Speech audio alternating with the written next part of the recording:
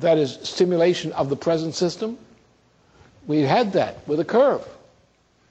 It's being stimulated. The rate of inflation is soaring. You want more of that?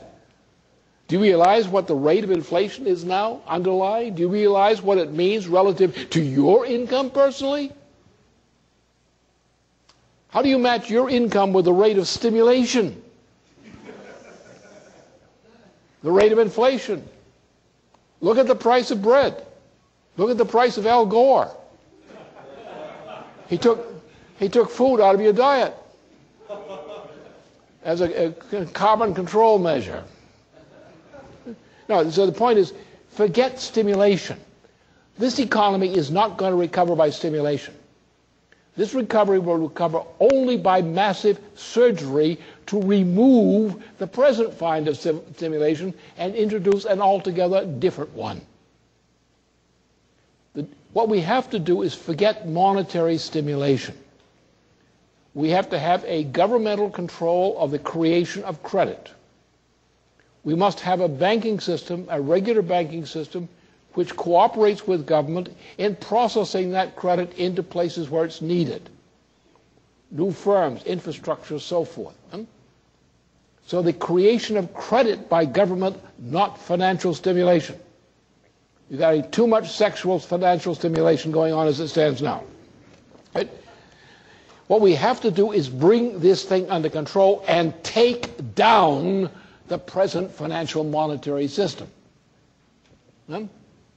without changing some of the labels. And how do you do that? You do that by an orderly bankruptcy. What do you do with an ordinary bankruptcy? You put the entity into bankruptcy. And the first thing you do, you say, we're going to send this to the butcher shop or revive it. Now, in most of these cases, you can't send it to the butcher shop because these industries and these locations, let's take the case right here, Loudoun County, nearby. I warned about this.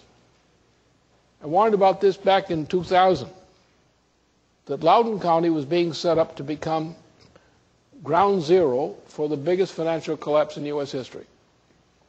And it is now in process of becoming exactly that, as I warned. What happens when it was bankruptcy in Loudoun County? What happens with this crazy idea of bailing out worthless real estate investment enterprises at the cost of banks? It is the banks which are used by the federal government and other means to bring credit into areas, institutions. It is the security of these banks which is essential to us in our system of government, our system of economy. We regulate, we do not destroy. We destroy that which is worthless. We destroy diseases. We don't destroy financial institutions. We don't stimulate a sick economy. We don't stimulate the sale of cocaine. We don't stimulate the spread of AIDS. We don't stimulate these things. What we do is we concentrate on creating and supporting things which are necessary to cause the physical recovery of the economy. The problem with this thinking is people are worshippers of money. The Mammonites. Strict worshippers of money. And money is nothing. Money, except as government makes it more than that, is either a system of usury, of piracy, or it's an instrument of government, controlled by government. Money must be controlled by government. Principle number one. Before answering the question, do you accept the control of money by government in terms of its utterance and its circulation? Do you accept that? Do you accept tax rates which are selective, which have the effect of regulating what things get treated more favorably than other things because the tax rates are better? No more golden parachutes.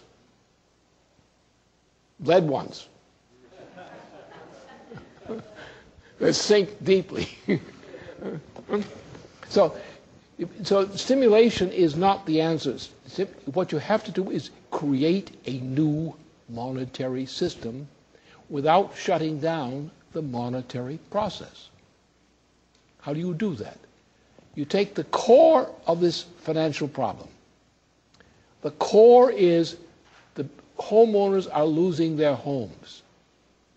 You cannot have them thrown out of their homes.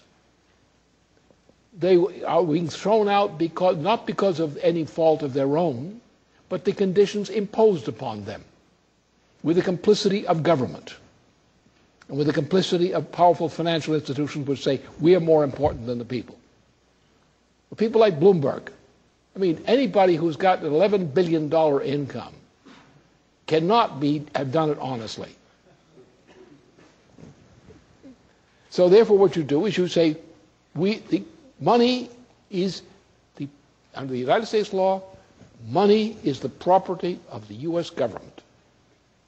And its regulation lies with the House of Representatives as a representative agency and lies with the presidency, especially the Treasury Department. That's what money is. And money has no rights to exist except on that basis or by treaty agreements of the United States with other governments.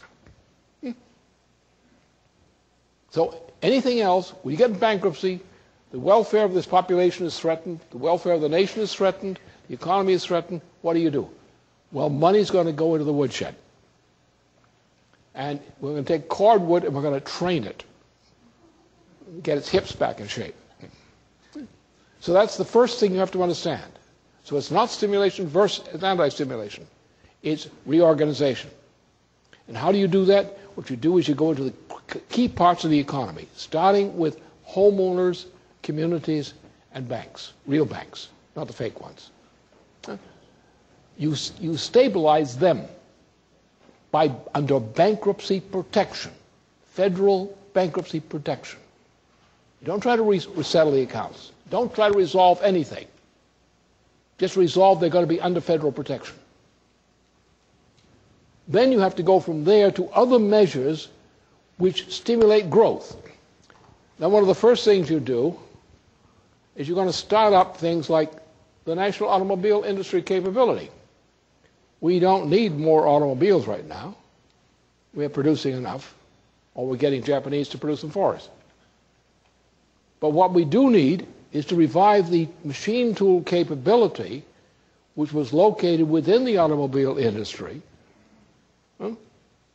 as a machine tool capability to build infrastructure, to build nuclear plants, to build new mass transportation systems. We don't need all these highways.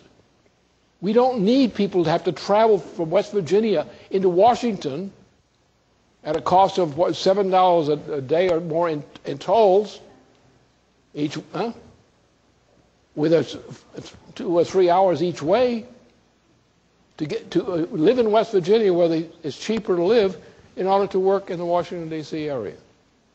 That's nuts.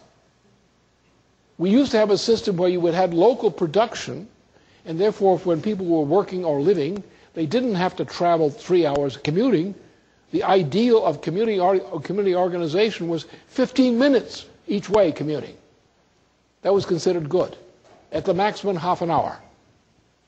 When you go beyond a half an hour or 15 minutes for commuting time, either way, to and from work or other essential functions as a normal daily function, you are insane, or the government's insane. So therefore, what we're going to do is reorganize the society to make sure that those things which are essential are encouraged, and those things which are not essential, well, they can sit there for a while.